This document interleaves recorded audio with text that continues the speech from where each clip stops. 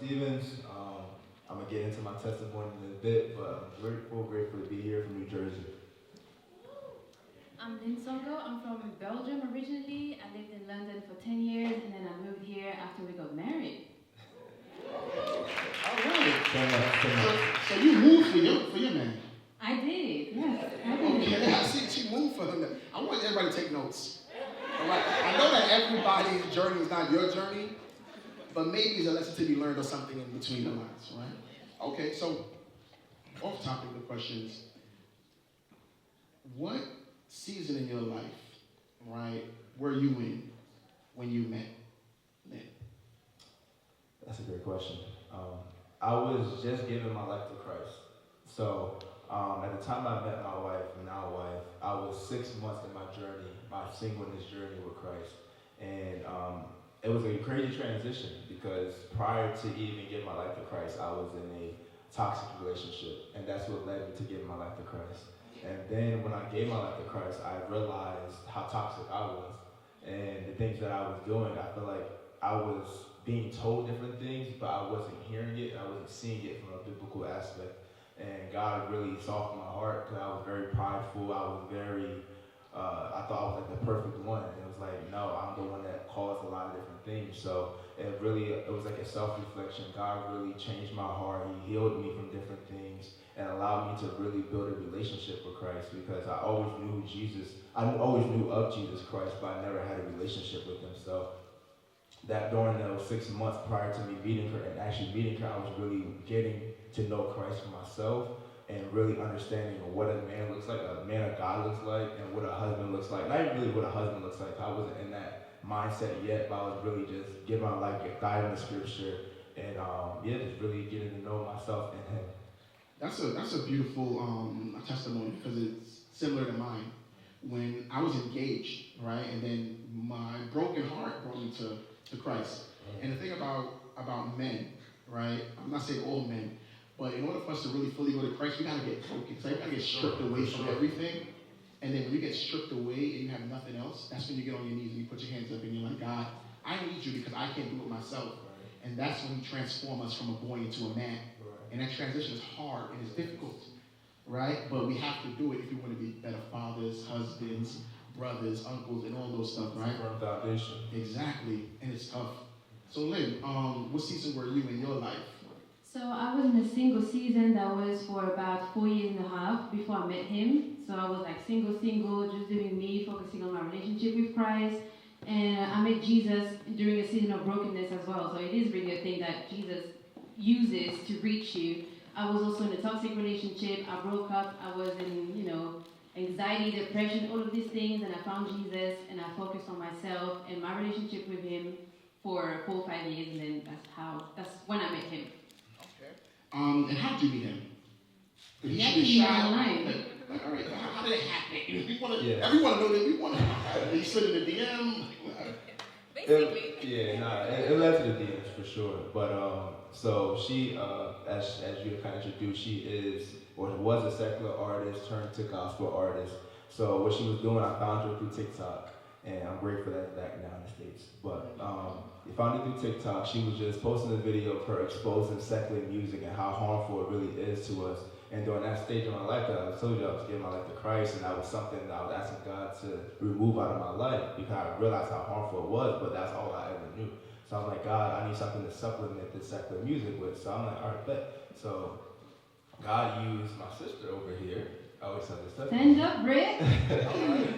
God used my sister over here to send me my wife's video of her exposing secular music. So just different songs that she was listening to, and then the lyrics are played, but a lot of times we don't listen to the lyrics, we kind of listen to a beat or a melody. So I'm like, yo, I heard this song 1,000 times, literally. Especially the New York song, the New York State of Mind, like that song is crazy when you actually listen to the lyrics. So she was just exposing the lyrics, and I'm like, wow, like, this is very fire to do. Now I'm looking at her and I'm like, wow, she's beautiful or anything. I'm like, yo, this is lit. Like, I really appreciate you exposing this. And then after a few little posts, I did a little scrolling. I'm like, oh, nah, she's gorgeous too. Like, it's more than that. Nah, not yet. Okay. I wasn't too hot with it, but I definitely did some scrolls, and then also found out that she was a gospel artist herself. So I'm like, okay, she's lit too. So this is all on TikTok, but then I switched over to Instagram. I was like, all right, bet. So I You was was doing your homework, right? of You course. have to go through all of them to make sure it's Preparation. consistent. Preparation, I like that word. Preparation is very important, especially in recording too. But yes, preparation. So I really started listening to some of her songs, and then I was like, yo, this song is lit. So I played it. I was driving, just got a haircut and all. I was like, you know what? Let me just Smart man. drive. So then I had tagged her in it and then posted on my story, and then she was like, yo, like I appreciate you supporting my music. And I was like, of course, I like what you're doing for the kingdom, and God bless you, Didn't make it too hot, but that was a little something.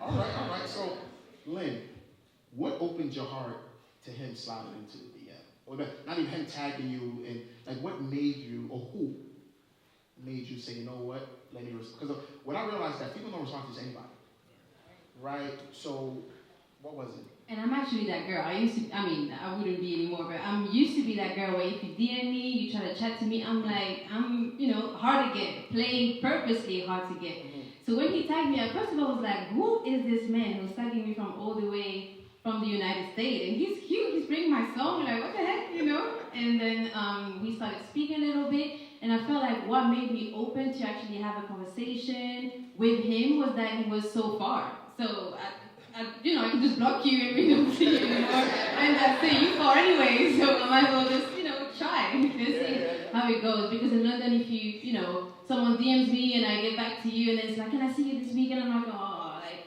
he's far. He's not going to ask me anything anytime soon. So that was like what opened my heart to just, he's a man of God. He posted his testimony as well, which was very similar to mine. So that was very attractive. He was very honest and see through about everything that he's done, which was very similar to mine, drugs and partying and fornication. So I was like, wow, he's actually exposing the same things, and yeah, he's using his platforms the same way I'm using it, and I felt like it was very attractive. Okay, that's really good. So were you in a position to be in a relationship at that moment? Anyone could were you looking for a relationship? No. So again, I was only 6 months into my walk with Christ, so I wasn't focused on anyone but Christ and really building myself up in Him.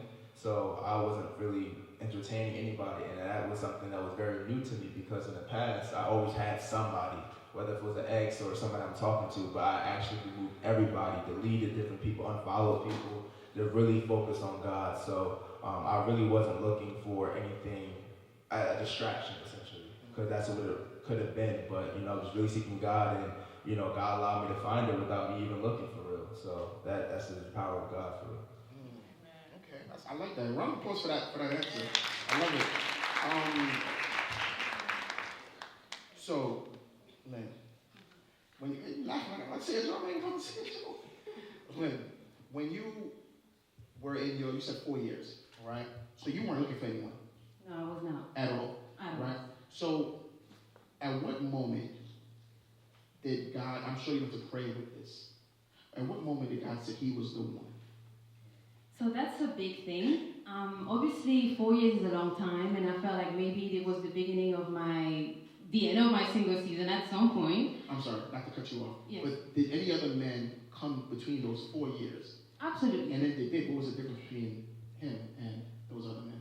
So there's actually a lot of, I don't want to sound any way, but I used to work in a shop, and I was the manager of that shop, and it's kind of like a sneaker hood kind of places, and there's a lot of artists coming in. They were always trying to hit on me, but I was never interested. Even the men of God that would come in, I was never interested because I knew it wasn't my season. I had a message from God that this is not your season. You have to be single and focus on me. So anybody that came during that time, it was not my husband. If this is not my season to date, you're not my husband. So when he came, I feel like the approach that we had was very different. Because other men would come and try and seduce you a little bit, but he was not even trying. We had so many conversations just about God, not even knowing how old are you, like where do you live, do you have any sisters? Like we didn't know anything about one another. We just had conversation about God or testimonies, and I felt like it was very different for me. So that opened my mind to even be like, oh, I like this approach. Let's explore it. But what gave me the confirmation is obviously because that was bringing me closer to Christ. This relationship was bringing me closer to Christ. and the peace that I had during the whole situation. Because I had boyfriends that were living 20 minutes from me. I had no trust in you, absolutely no trust. But you are in the same country, in the same town, in the same, like, we are close, but I have no trust. I don't know what you're up to. He's 3,000 miles away. He could have a double life. He could have kids, a wife. He could have anything that I don't know about, but I did not even feel like that. I had the peace, even though we were so far, and I felt like this was a peace that God gave me as a sign that this is also for you. Yeah, and I think that's a good one. We have to court people who's bringing us closer to God and closer to Christ, because if they're not, they bring us further away. And then we kind of lose ourselves, and we try to figure out, where did I lose myself? And then when you go through a breakup, and I always tell people, it's like, the iPhone headphones, you got AirPods now. But when you put a pair of the old headphones in your pocket, they come up tangly, but you actually put them in straight, and they come. That's like, then you try to find yourself, and it's hard to find yourself after you put in so much work to chase God. You've been through so much heartbreak and breakup and all these things, and now you got to do it all over again, right? Just because you open your heart to the wrong person, right? So, I'm gonna fast forward it up. I'm gonna go back. How did you know you were ready for marriage? Did you know that through this you wanted marriage? To be honest, never really ready for marriage. Mm-hmm. But you can enter ready, unready, if that makes sense. Because if you've never been a wife or never been a husband, you're never going to know how exactly you need to be. But there's definitely different knowledge and wisdom that you can have before getting married. And the more you get, the more you're like, okay, I feel more and more ready to enter this with the knowledge that I have, with the people that are surrounding me, guiding me. And yes, I feel like as well, another thing is, I came to agreement that I am not idolizing marriage as well. And from the moment that you end up idolizing marriage and you put God and you're just like, you know what, God, whenever you give it to me, even if you don't even want to give it to me, I'm fine. We're just you. And I came to this realization that I'm just fine with you, Jesus. And I feel like when I reach that mindset of I don't need a husband to be fulfilled in life, I just need you. If you want to give me one, great. If you don't, then that means there's another purpose. But once I reached that mindset, I felt like he saw that, okay, she's ready in the sense that if I give her a husband, she's not going to put him first. What about you? That was good. I just told you answer. No, literally. That's a real thing. Idolization, we idol anything. Anything you become a God, anything you put before God is an idol. So whether it's your job, whether it's your spouse, whether it's success or whatever. So that was something that, again, in my process of really growing in Christ and really understanding what that is and what that looks like, because I didn't want to put anything before him. And, obviously we all fall short, but it's like, God, what is it that you have for me right now? What are you trying to teach me right now? Because marriage, that is something that's a desire of mine. And has it always been desired? Not really, and that's the crazy part. That's a testimony in itself. I've had exes in the past that I dated with the intention of marriage, but that was like down. Like I wasn't expecting. In my mindset, about 3-4 years ago, and a perfect picture, I'll probably get married at about 35. I'm 27. Okay. So it's just like, wow, God expedited so many things because I gave my life to him. And was obedient to him in the way that he called for me to do it. And there's a lot of different things within our testimony that we will talk about that, in terms of boundaries and different things and how he desired for us to do it, because a lot of things that was a lot of killing to the flesh. It didn't feel good in the moment, but it was like, okay, are you going to be obedient to me, or are you going to make this an idol? Are you going to listen to me, or are you going to make this an idol? So it's really just growing in him and really understanding his voice, discerning his voice. And I think a lot of it is discernment. A lot of times, like we was asking those questions before, I was like, a lot of those questions could be answered with discernment when they was asking those questions in the crowd. And discernment comes from spending a lot of time with God, right? That's how you know your child. Anybody got kids in here? Like, raise your hand. You got kids, right? So if a teacher calls your kid, I got a child. I know for a fact if you say something crazy, I'm like, that's not how she ain't do that. Right. What did the other kid do? Let me speak to the other parent, because it's like I know my child. I know that. So. My next question to you guys is, did you see any red flags in each? Oh, she laughing. We got one. So do you see any red flags in each other that kind of prevented you, right? Because red flags, I don't tell people, oh, watch out for the red flags, leave him. Sometimes you'll see red flags, and sometimes the other person don't even know it's a red flag until you kind of bring it up. And you kind of, no, I was doing that. I'm sorry, let me work on that, you know? And I think understanding each other, giving people grace and mercy, doing those process, and you have to look for patterns, right? And if the patterns persist, and then you know, remove yourself. So any red flags that you guys see?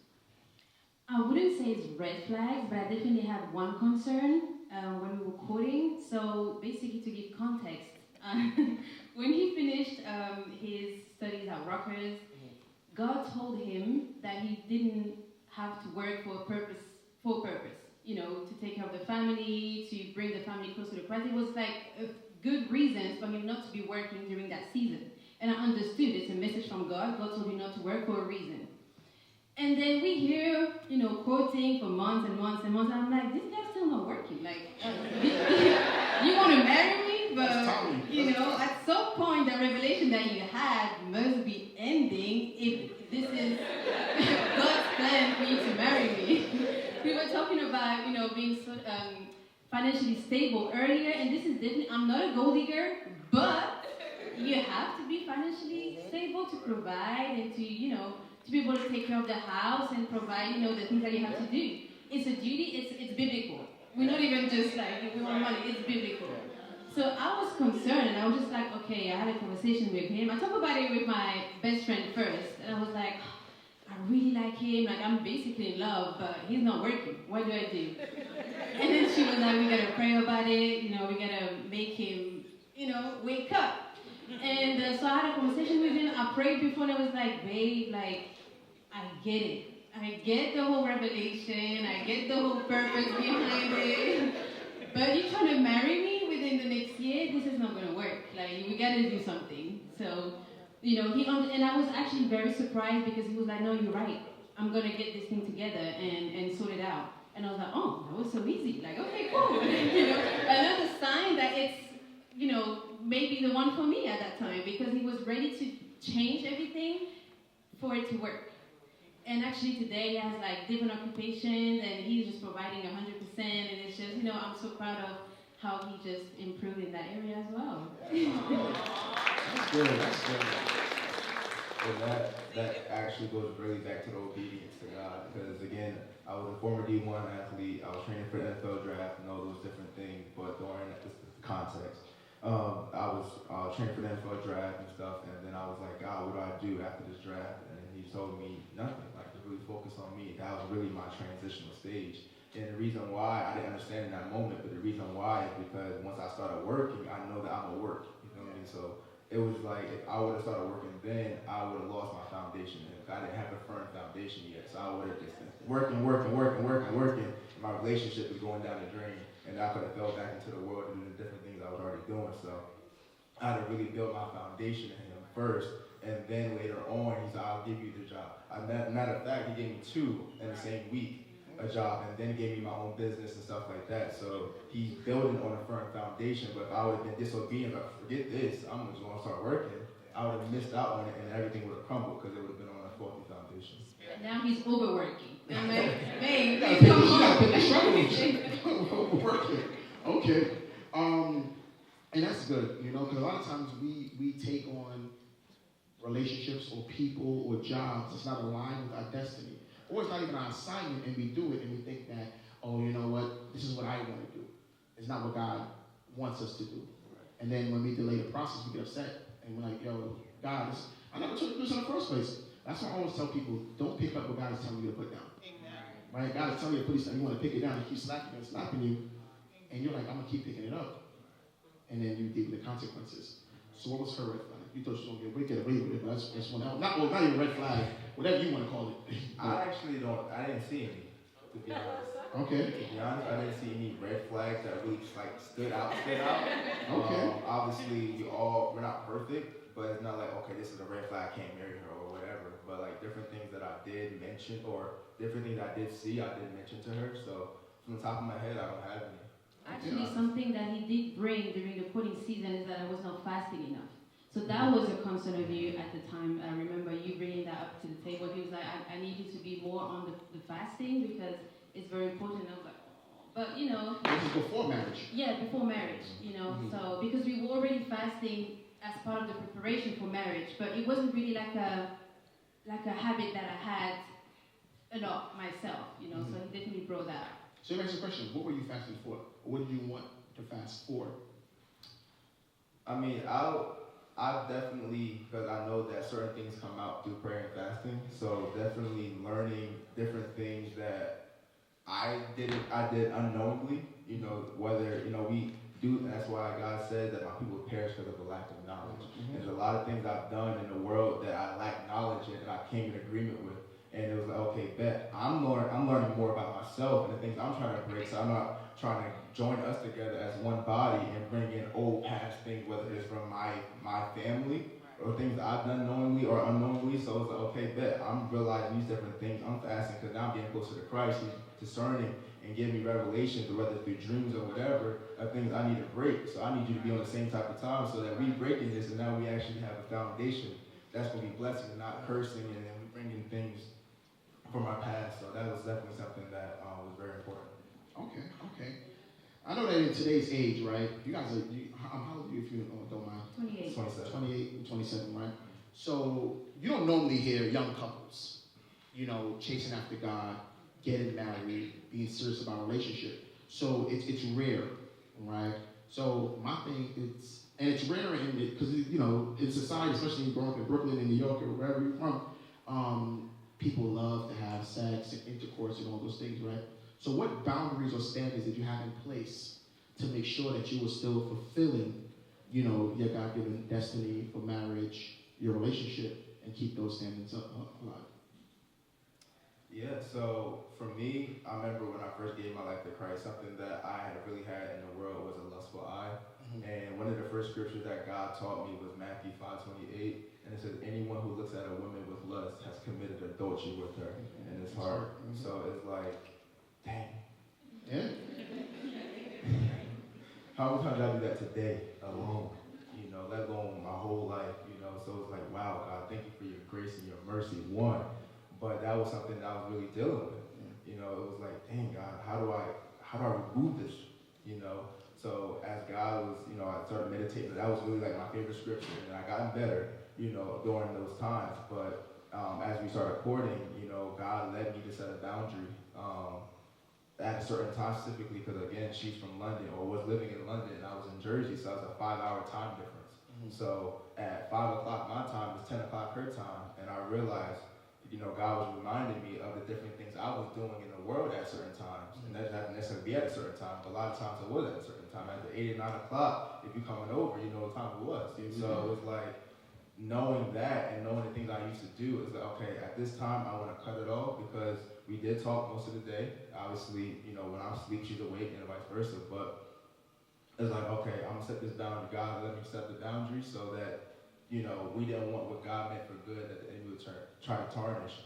So that was definitely a very, very difficult boundary, because it's like, dang, like it's only 5 o'clock my time. It's still daytime. Like I'm just getting off of work, and I can't talk to my girl. So it's like, dang. Yeah. And she going to bed. I remember that time we were talking one day. And it was early for me. It was late, but early for me because at 11. Am I holding you wrong? I'm not sure. I don't know. Can we get a mic check?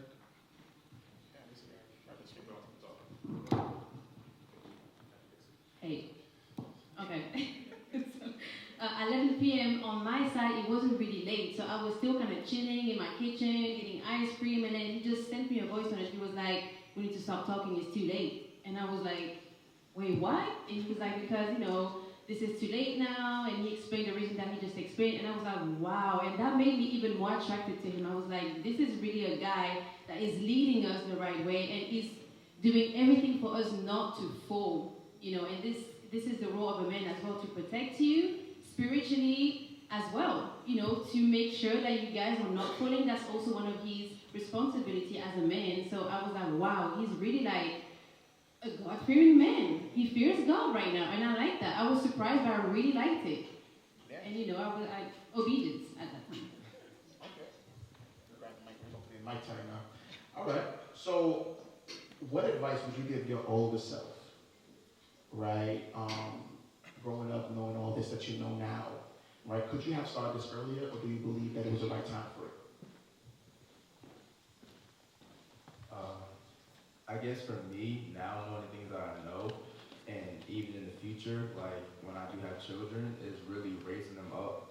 Because it talks about raising them up in the way that they should go. So when I was younger, I didn't learn a lot of these things. So it was like, okay, the world taught me a lot of things, you know. So unfortunately, I had to learn through my experiences. But if I don't have to touch the fire or touch the stove, I'd rather not have to touch the stove. I'd let somebody else just teach me, so I don't have to touch it and burn myself every time. So I guess for me, it's a really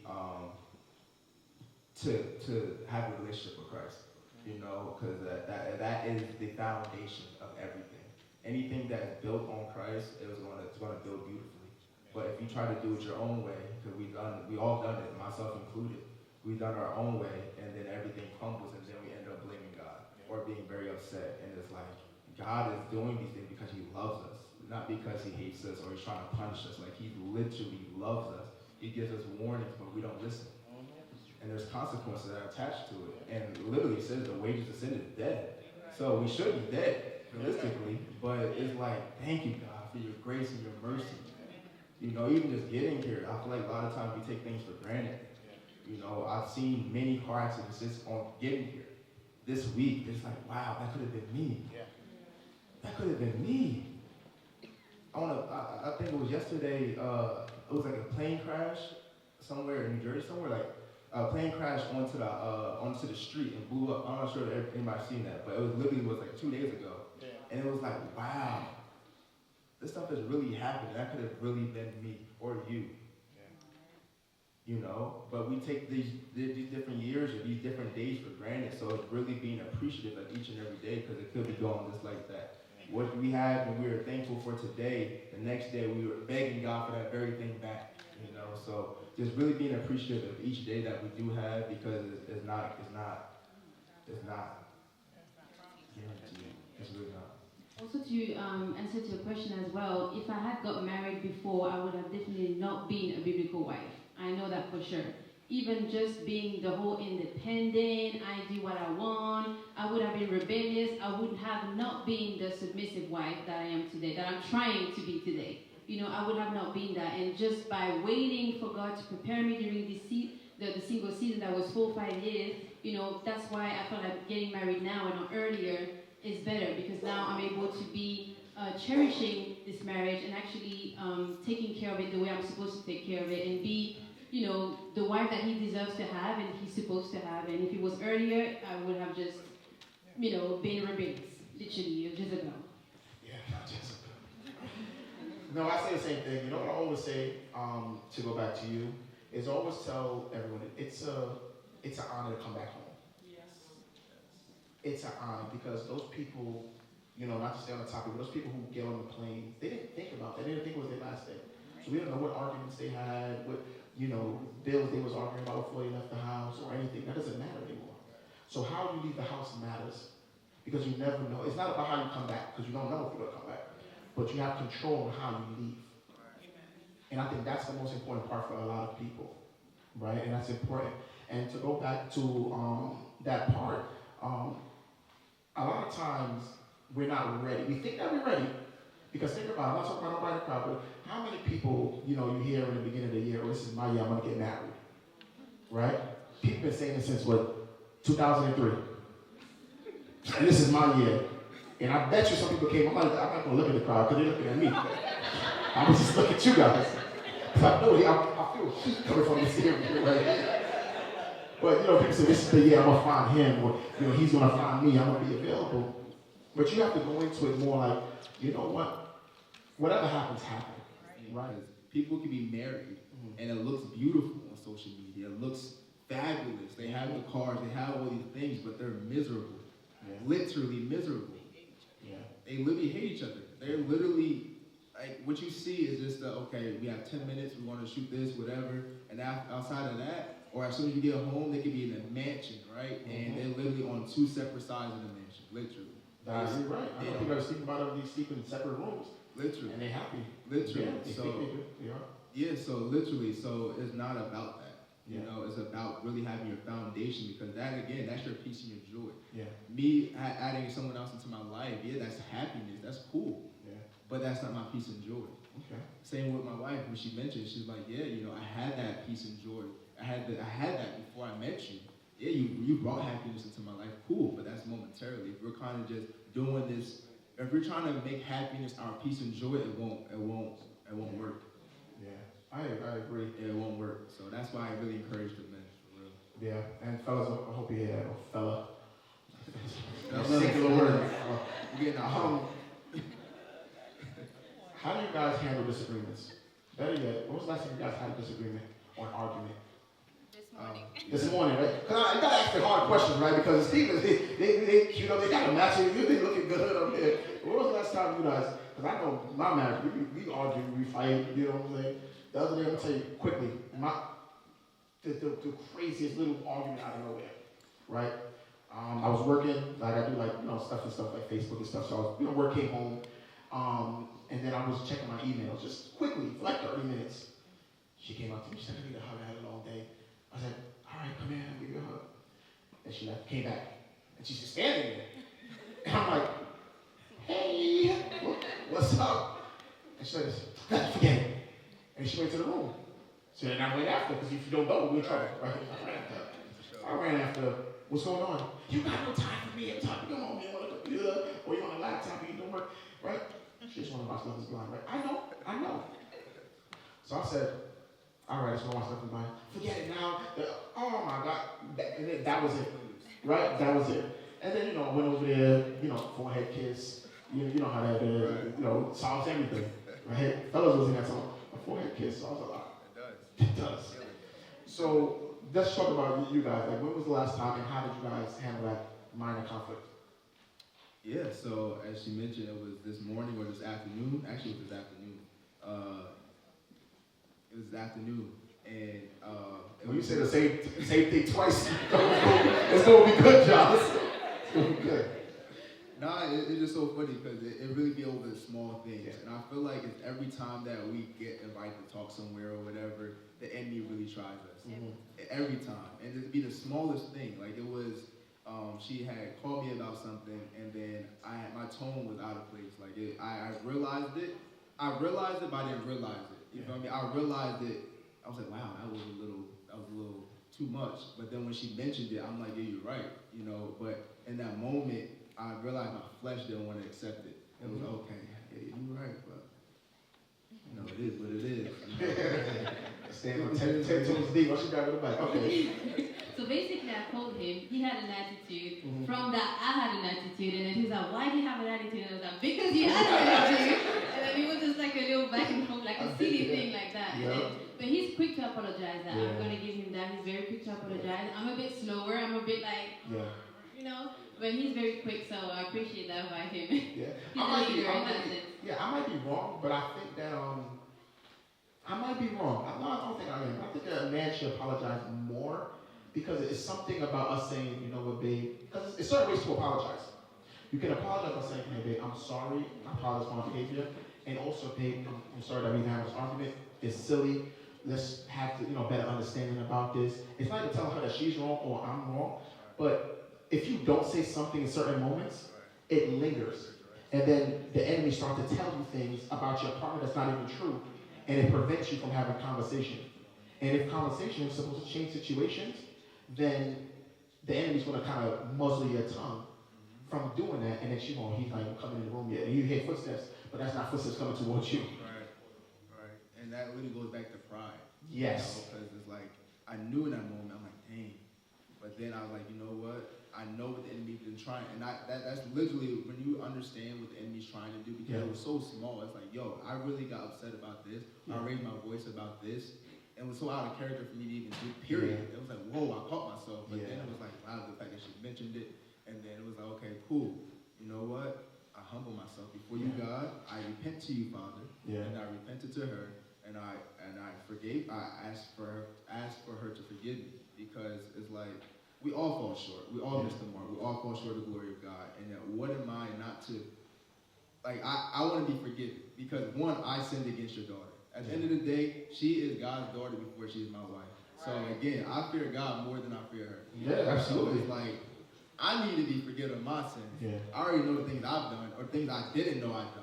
Yeah. Right? So for me not to be forgiven, because he says, forgive your men the trespasses.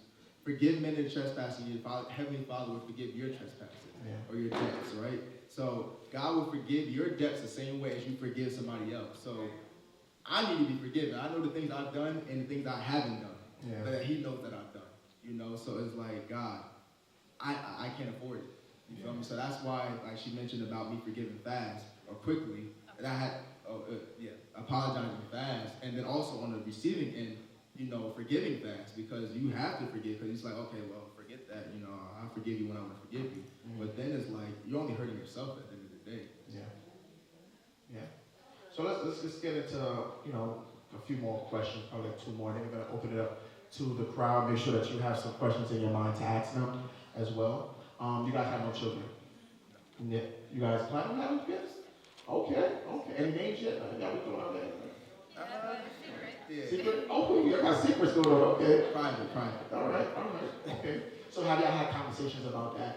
Yes. About like lifestyle changes and all those things? So those things are important too. Yep. No, definitely. Again, it's about preparation. So we talked about these things in the courting season. So it's not like, okay, we're married now. I want 5 kids and you want 1 kid. Or I don't want kids and you want 10 kids. It's like, whoa, I wish I would have known this before we get into this covenant. Now, like, oh. Yeah. So it's definitely a different conversation you should have. Okay. So tell me about your, I keep saying this the last question, but I got so much in my mind that I got to call you on this interview. Tell me about your first date. First date. Yeah, no, we have. So he came to visit me in London. He was the one that came to visit me first, because I was like, I ain't moving for you first. Like, you have to come, I'm not going to go 3,000 miles away to see a guy I met online. You could be crazy, and I could be on a documentary on Netflix. No, so you have to come, and then we'll see how it goes. And it was really cute, so we made sure that he had his own Airbnb. He's not staying at mine, So we were just linking up during the day, and then we went golfing, did different activities just to bond and make sure that our friendship is, growing, and just get to know each other, really have fun. Did you go on Google and look for local areas around the planet? Okay. Yeah, he did the work, yes. Oh, he did the work. Okay, that's good. So do y'all keep that same fun and excitement to this day? Yeah, we try, absolutely. It's a little bit harder, he's working in different things, but we try and have at least, Saturdays is our day anyway, so he works in the morning, and then we make sure that this is our time to make sure that we keep it fun and fun. That's Well, it. you could have had more days, but you want him to work. Can't have everything, right? I get it. All right. Do you have any last words for the audience about being single, going towards a soulmate, about marriage? We didn't really talk about that much about, making sure that we walk in purity, and this is something that I really want to encourage you guys. If you meet someone, make sure that you put different boundaries and that you stick to the Word of God and do not fall into fornication. This is just going to slow down and maybe just ruin everything. And it may not even be, it may be like blurring your discernment about, is he the one for me as well? Because now you're in love, you have soul ties, and you're trying to hear God's confirmation about the guy, but then now you just blurred because there's all of these things that came just from sex. So make sure that you get the confirmation from God, that you pray for revelation, and that you're open to hear a no as well. Because we pray, we're like, I'm going to pray because I know I have to pray, I'm going to ask, but I'm in love. So, whatever you say, I'm going to act like I didn't hear it. So make sure that you hear it and that you're open to hear a no, even if you're already in love. Because at the end of the day, you want your husband, not someone else's husband.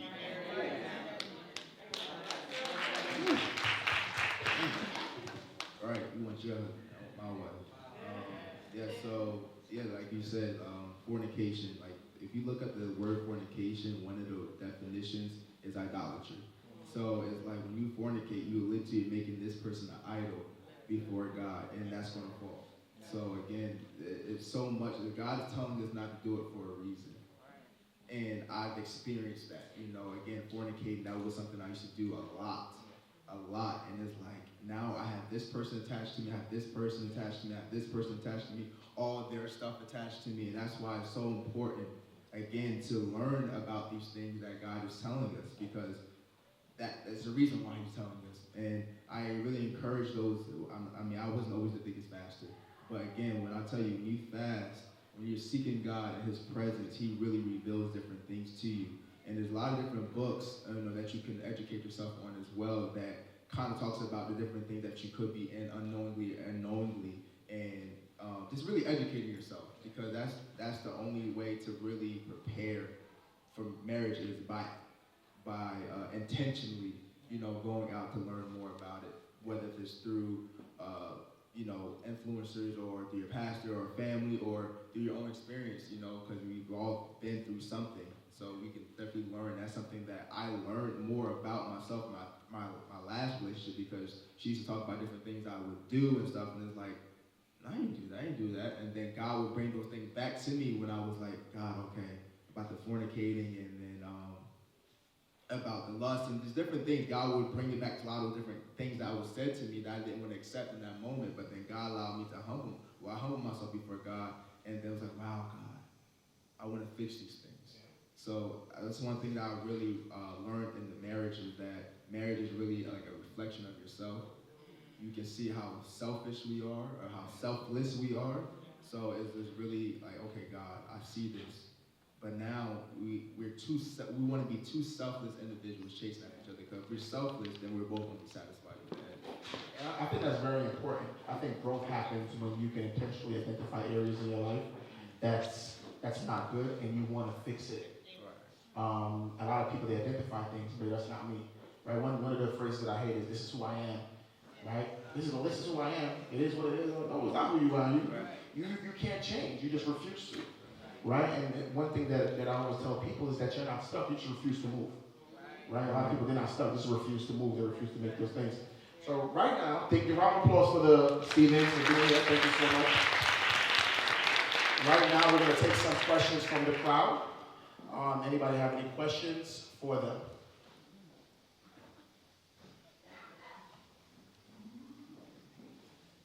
You please stand up and say your name. Put you on the spot. Hi, I'm Anna. I just have a quick question. You mentioned in the beginning you had an issue with her not being as diligent with her fasting, and it's something that you brought up to her. Like, were there things that you may have brought up, and it's like, hey, I think you should work on this or get better at this, and did she change that? And if it was a case where she, didn't or wasn't willing, would that have been like a deal breaker for you? That's a great question. A deal breaker, no. Obviously, everybody's in a different area or different, different season in her walk. Again, I was 6 months. She was a couple of years in her walk. Some people have strengths. Some people have weaknesses. That's why marriage is so beautiful, because my strengths may be her weaknesses, and her weaknesses might be my strengths. So we definitely complement each other. So it's like, okay, if you're weak in this area, all right, we're gonna come up. And the same in the other areas in myself. So it wasn't a deal breaker in any type of way. It was just something that, okay, cool, I know this about you. Okay, I know it's definitely something that we can pray about. We ask God to give you the strength to do so. It's not every fast doesn't need to be 24 hours or 10 days or 40 days. It doesn't have to be like that. You can do an honest fast where it's like, okay, we might go 6 p.m. to 6 a.m. And during that 6 p.m., during those 12 hours, you're really in the Word. You eat your dinner right before right before that 6 o'clock time. You really spend that evening with God. You wake up, you spend that morning with God, you go to work, whatever, and then you break fast. So it's like, okay, bet. You start to build your tolerance in fasting. So it's not like, okay, fast, you gotta go 5 days, and it's like, bro, that doesn't sound realistic. Like, you already defeated before you even started. So fasting is definitely something that it builds. You have to build endurance in it. I used to fail using heads to y'all. Eat it real quick. Sometimes you got to be in a mindset. You got to be really focused. And it's the truth. We saved and we Christian, but we got to be honest sometimes. You really got to be mentally strong and prepared for this. Right? Because somebody say, you want something to drink? I'll give you something. I drink it up home, but I forgot. I got to pray. God to tell him I'm sorry. My name is Shanita. I just wanted to know, what do you think is like the biggest lesson he's taught you about yourself, or like being in a relationship with him? And what do you feel like is the biggest thing you've learned about yourself as you're in a relationship with him? I've learned that I'm very independent. I used to be very independent, I get my own money, I do my own thing, and I'm a boss babe, all of that. But being in marriage and being in this relationship, specifically because I moved from London to New Jersey, and it takes a lot of time to have your green card and to even be able to do anything. So I was literally stuck at home, depending on him 100%. And that situation has taught me that God has put me in that situation for a reason, for me to let go of my independence, because at the end of the day, it's brave. You see on socials, like, I'm independent, At the end of the day, this is not even biblical. We should really be depending on one another, with God at the center. I'm supposed to be relying on him. He's my husband, he's my provider, he's my protector. I'm going to have to depend on him. So this is really something that I have learned from marriage, that I cannot just be independent. I have to rely on him for different things, and let go, and let God use my husband, Next question.